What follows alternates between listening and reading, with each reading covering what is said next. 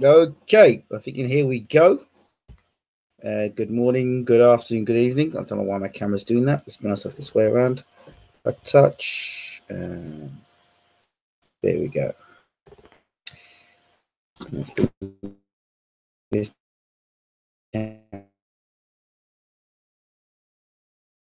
And we're good to go. Let me cut my head off. That's a bit better. There we go. Good morning, good afternoon, good evening. Welcome to BWTM Sports. Thanks for joining us. Got a lot to talk about tonight. A lot to talk about. The past, the present, the future. Let's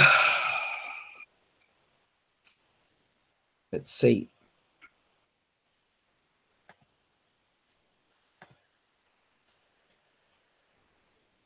Okay. First of all, before I go any further, let's make sure I can be heard clearly, because we don't want you not being able to hear me clearly. Yeah, that's set. Good. So, first and foremost, I think, hi, Mr. Ingram. I'm from Norway. Oh, I remember you, Bikerman 690. Where you been? I haven't seen you in ages. Good to see you in the room. So, let's start first with.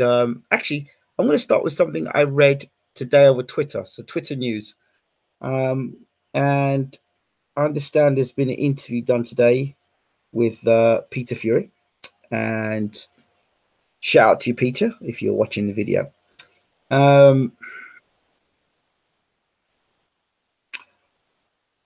Personal opinion now.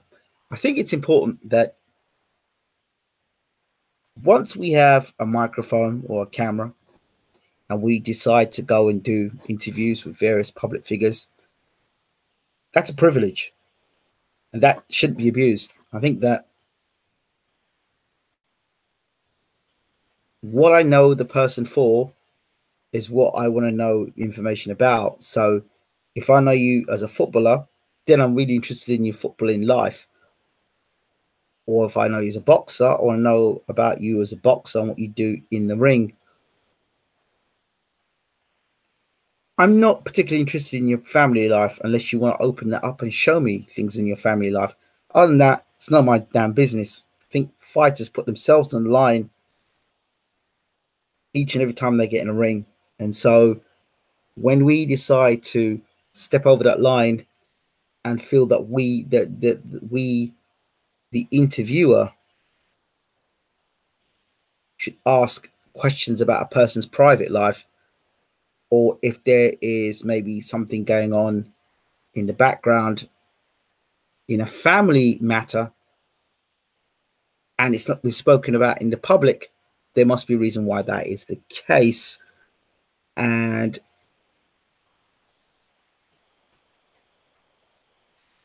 I would never, in what, 8 years, I would never, ever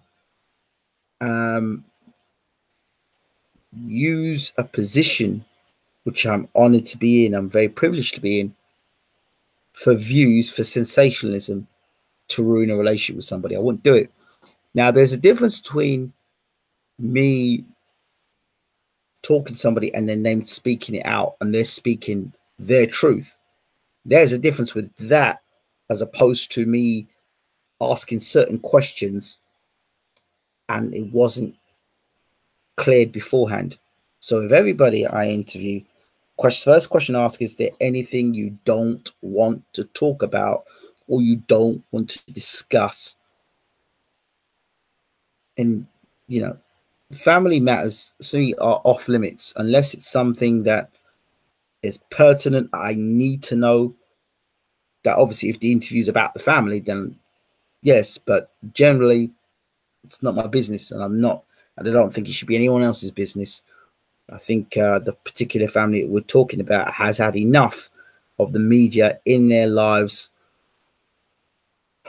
and causing all sorts of upset. So for me, I'm not interested. I just want to know about what they do in the art, whether it be a trainer or a fighter. That's what I want to know them for. If they want to share personal business with me, that remains confidential. That's not something that I'm going to discuss with you, and it's not my business to share it with, because nor would I want my own business out on Front Street. So, I just think it's not cool at all. Hi from sunny Brighton, Ingram. Yeah, all right. Yes, Eugene. Hi, you doing? You all right? I don't live in Brighton, by the way, but it's nice. All right. Hi, Eugene. I hope you're well. Yeah, I just feel it's uncool to do that. Really uncool. And yeah, I just wanted to say that. And it's not just about picking up a camera and sticking a camera in someone's face and asking them a bunch of questions. There is a, what's the aim? Is it for views? Are you doing it because you genuinely want to get to know the person? And your interviews should be progressive. I mean, you're talking to somebody you've known them 4 or 5 years. That no longer should be an interview, in my opinion. That shouldn't be an interview. That now should be a discussion. It should be a conversation. And your conversation should now be able to, because you've had that relationship with that person for that long period of time, you should be able to extract more information, or to extract information in a different manner than what the general media person does get. Well, that's my personal thoughts on the matter. Again, we're all different. We're all different. And of course, the person in front of the camera is far more important than the person behind the camera. So views and sensationalism, not here, not happening. I just wanted to say that. I wanted to make that point.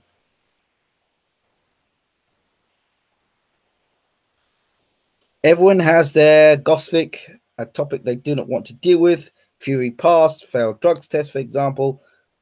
What are you talking about? What the hell are you talking about? See, so, at the end of the day, there are things that you just don't, if you've got any sort of, well, some people have got no moral compass in this world. Some people will just egg other people on to do things, and then afterwards, when it happens and it gets all out of control, then they throw stones at the person afterwards, when they were egging the person on to do it in the first place. But I just wanted to say that anyway. If people wanted to ask any questions about that, I just wanted to put that out there. Okay, so let's talk about the fight Saturday night. Haye versus Bellew 2, the review. We talked about, I think I did in the commentary before the start, I started talking about whether Haye, a lot of Haye fans, a lot of people believed Haye would blast Bellew out of there for a second time. And I was one of the people who said if Haye's going to do it, he's going to do it early. But instead, Haye got done early. Bellew seemed to punch harder in this fight. I don't know if it's because Haye lost weight, but the one thing sure, Haye is shot. He's shot to bits. It's finished. And there'll be people that still won't believe Haye got beat Saturday night. And some people will think he's still got it left. Just an ounce left. He can still do it. The guy's done. He's shot.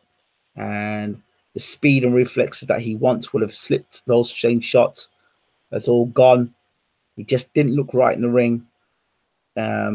Personally, he didn't look right in the ring from round one. And it's time for Mr. Haye to pack it in.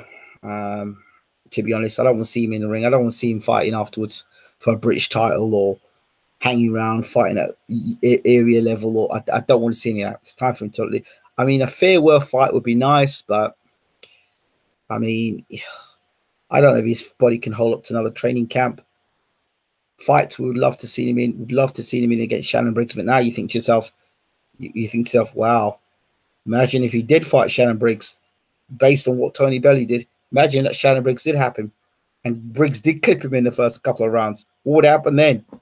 So I guess, and I asked myself the question, would Adam Booth, if Adam Booth was still with David Haye, would Booth have taken the fight with Bellew? The other thing is, the other question I've got to ask as well, is that I remember back, if you remember the video I did, I spoke about the Klitschko, when Booth said about the Klitschko fight, he thinks that Haye should quit, he should finish boxing then. Back in 2012, soon after Booth left with Haye and Haye moved on. And his last big fight was against Klitschko, of course, against Chisora. I think Booth was in the corner for that, wasn't he? But then after that, it seemed to all fall apart. and Haye's injuries. And I would love to know the full extent of Haye's body and how broken that man's body is. But he just seemed to have no punch resistance. Just seemed to be just a shadow of the man that was. So the hard nights, the hard partying, the injuries and whatnot catches up with you. Old Father Time has caught up with David Haye. He's done, and that's probably sad news for some people, but it is what it is. Sad to see Haye on Saturday. The Achilles has clearly not healed. Maybe he had another injuries as well. Didn't put any weight behind the punches he threw. Poor balance, etc. Congratulations to Bellew. Haye's done. Bellew's now called out Ward, making his name on old inactive fighters, retired fighters. Haye needs to retire now. I'm a Haye fan, but as I said, sad to see him Saturday. Enjoy your retirement, Mr. Haye, and all the best with Haymaker Promotions. Indeed, great send-off. So now, I think the next thing we've got to say is we've got to talk about Tony Bellew and say, congratulations, Bellew, on the second time. It's the second fight in a row where people expect you to get absolutely smashed, and you actually turn around and smash David Haye. I don't know if you knew the extent of Haye's injuries. I don't know. I don't know. All I know is that you were in tremendous shape. You did what had to be done. You beat David Haye. What you said came to pass. And fair play to Tony Bellew. He deserves all the credit in the world. Yeah, David Haye had one leg. This time, you could say he still had Achilles injury. But I begin to wonder now if even David Haye in 2012 when he fought Chisora, would that David Haye still have problems with Tony Bellew? I wonder. And where do you place Tony Bellew now in the cruiserweight division? And in terms of cruiserweight heavyweight division, where do you put him in terms of David Haye? Is he a better fighter than David Haye? I mean, he's beaten David Haye twice, but then it's the old thing with Steve Collins. You remember Steve Collins coming to the end of his career, and Bellew's only 31. So is he getting better, or has Haye gotten worse? I know that Bellew and Ward, that was talked about a long time ago, and after Bellew won the world title, I remember that. So Ward versus Haye and Ward versus Bellew is something that could happen. And understanding that Ward's going to come out of retirement, but that sounds to me that, I don't know, Ward's going to come out of retirement and fight Bellew at cruiserweight. I wonder if that fight would be made even a heavyweight, because Ward talking about moving up and fighting a heavyweight. I mean, I'd love to see Ward fight Bellew at heavyweight, but I don't know if Ward can handle that power at heavyweight. I really don't know. Does Bellew hit as hard as Kovalev? I don't think so. But will the fight be at cruiserweight? I mean, maybe can Bellew pull his body down to cruiserweight now? He's talking about, oh yeah, I'd like to fight cruiserweight. Can he pull his body back down to cruiserweight? For Ward, it's moving up. For Bellew, it's coming down. So it'll be interesting for that. So there's that news there. Again, congratulations to Tony Bellew and what's his name? His trainer. I can see him now. I forgot his name. Oh my God. I can see his name. I can see him. Dave Colwell. So congratulations to Dave Colwell. It's too late at night. Dave Colwell. Congratulations to Dave Colwell as well. He had a great career, all-time great cruiserweight and exciting heavyweight. He was outstanding against Macronelli. Haye looked injured coming into the rematch as well. Bellew versus Lebedev, please. Ruben Guerrero, yeah, looked like he was injured. Bellew sleeps him with that left hook. Well, I don't know if Bellew sleeps Ward with a left hook, but we'll see. Moving on. Paul Butler against Emmanuel Rodriguez. I fell in love with Emmanuel Rodriguez. I think he's a fantastic fighter. Absolutely fantastic fighter. And all you guys out there that were backing Jamie Cox, and I told you, John Ryder will do the job. John Ryder did the business. He was so good, John Ryder. It's time for John Ryder to step up. I'd like to see him get a world title fight. Now, honestly, I really would. I would like to see him get a fight against James DeGale. I think James is there for the taking, to be honest. He's nowhere near the same fighter that he was, as we know James DeGale to be. And I love James DeGale, but I just don't think his performance against Trax was, for me, not convincing. And, you know, there's some miles on that clock now. And I think there's no reason why. I'd like to see how, not Cox, I'd like to see how Ryder does against DeGale. Why not? Somebody else in the news, Billy Joe Saunders talking about taking on James DeGale for the title. So Billy Joe Saunders thinking of moving up and fighting James DeGale for the IBF super middleweight title. How would that go? Will Billy Joe vacate the WBO and move up to fight for the IBF? Interesting fight. Who would you back in that fight?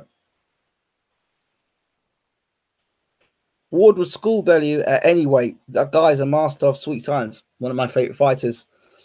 He should fight winner of Usyk Gasayev. Well, you want murder? Bellew don't want no part of Usyk or Gasayev. Well, I think he was talking about he's shouting the names out. And the other thing, Bellew versus Tyson Fury. Really? Well, Bellew thinks he can beat Tyson Fury. I don't see it somehow. I don't, but who knows? Tyson Fury talking to Shannon Briggs over the Facebook clip, but they were talking to one another over something. The quality wasn't great, but yeah, they're talking about getting a fight. And I think, was it Tyson saying he wants to fight Briggs in September?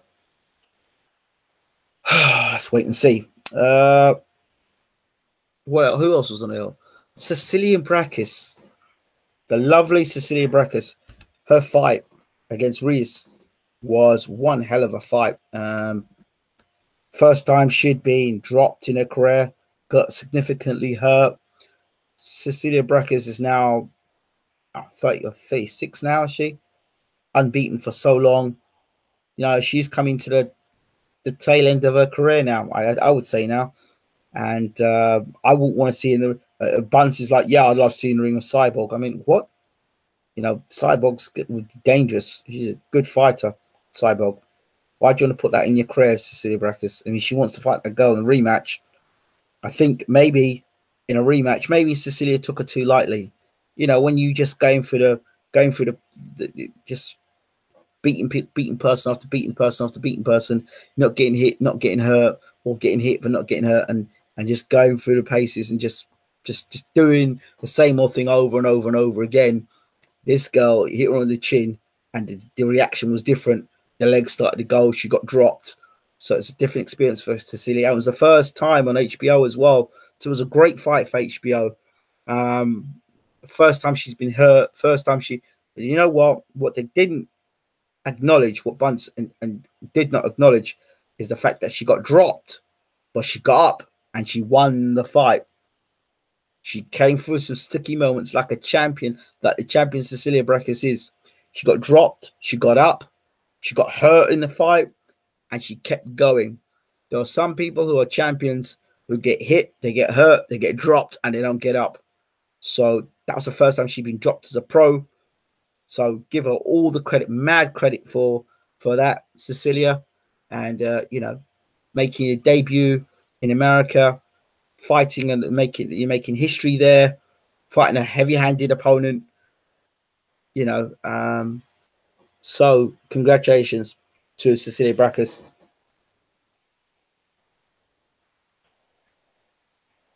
Bellew said Fury would be able to hit him. Please, says J124. Billy Joe Saunders and DeGale are friends. Not sure I would take that sparring session seriously. Steve Cunningham did put Fury on his back, though. Ingram, you are overestimating Ward. Even in defeat, Kovalev retired him. Bellew hits harder than Steve Cunningham. Groves, Billy Joe Saunders would be a good fight too. Rather see Billy Joe Saunders versus Groves. When does Clarissa Shield fight next? I think she's fighting soon. So, yeah, shout out to... I think they're making another discussion as well. I think they're sitting on Box Nation how Clarissa Shields, she's carrying extra poundage and then she can move down to welterweight. What? What? Or whatever. But anyway, let's move on. Yeah, so that was a really good fight. I think Ryan Harris fought Prescott. It was one of those fights that was pretty forgettable. The main event I didn't watch live. I actually recorded because I had a funny feeling it wouldn't go long, and I wasn't going to stay up to see somebody get knocked over in a couple of rounds. That's exactly what happened with Golovkin's latest opponent. Golovkin did what he had to do. Now, the first round was interesting because he caught Golovkin with a good shot, a very good shot. In fact, such a good shot, I don't think even Canelo hit Golovkin with such a shot that brought this sort of reaction that Vanis brought. That was a good punch he caught Golovkin with, but in the second round, Golovkin, heavy-handed and went out to try and take Vanis out, which he did, and he did the job like the middleweight champion that he is and the puncher that he is, and took Vanis out of there. And you got to say, that was a good performance from Golovkin. He wasn't taking 8-10 rounds with Vanis, thought it was good. I still see Golovkin doing a lot of missing with shots, and he does look slow on his feet and ponderous now. He really does. He fights in September against Canelo, I think, but I don't know how much mileage is left in Golovkin's career. I really don't. With that style, I don't know how much more he's got left. People say, "What do you mean?" I mean, like, he just seems to me like a guy who's actually slowing down. Golovkin looks to me like he's lost a step. He doesn't look as fast. He's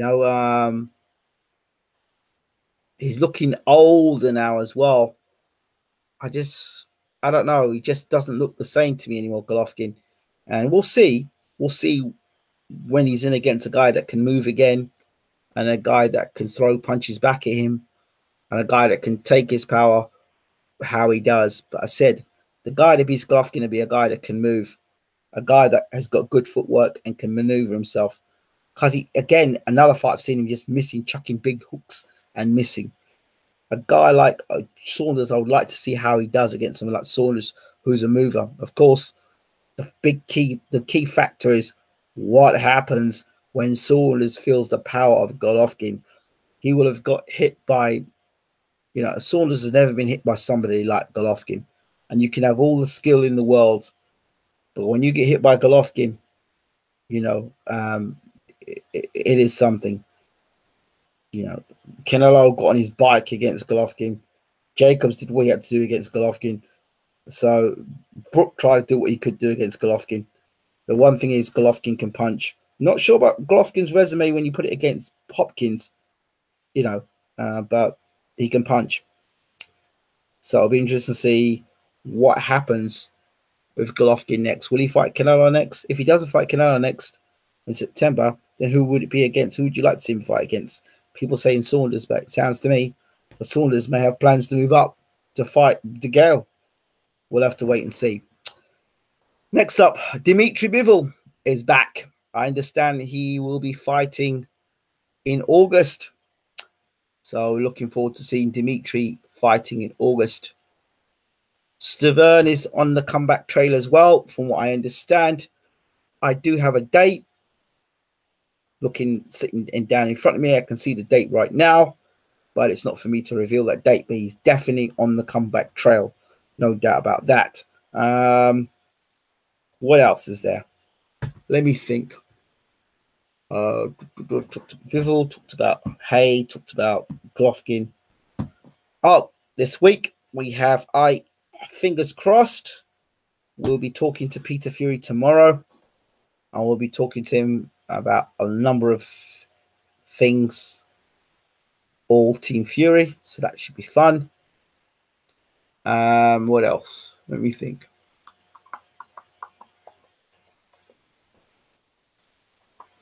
Trying to chase up Isaac Dogbird. The reason why he's not been on the channel is that he is currently in Ghana. When he comes back from Ghana, we will be talking to him there. So that's the answer for that one. Bright Jennings, we're chasing Jennings as we speak. I'm chasing Bright Jennings up to find out when he will be available to talk. Oh, Pete, if you want to talk to me now, but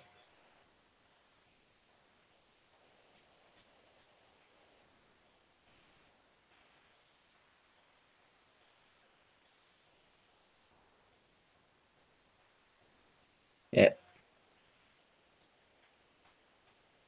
Let me see.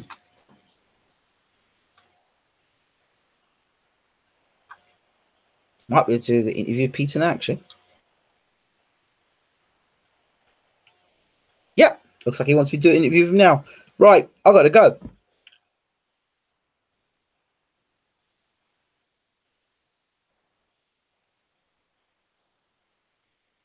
Make sure you ask Peter why they're not fighting Joyce. Okay. Yes, and Joe Joyce. Final point, Joe Joyce. If you remember again, the video I did to preview Joyce versus Leroy Thomas, I said this. Remember my words. It's very dangerous when you say you're going to take somebody out to sea and make them drown when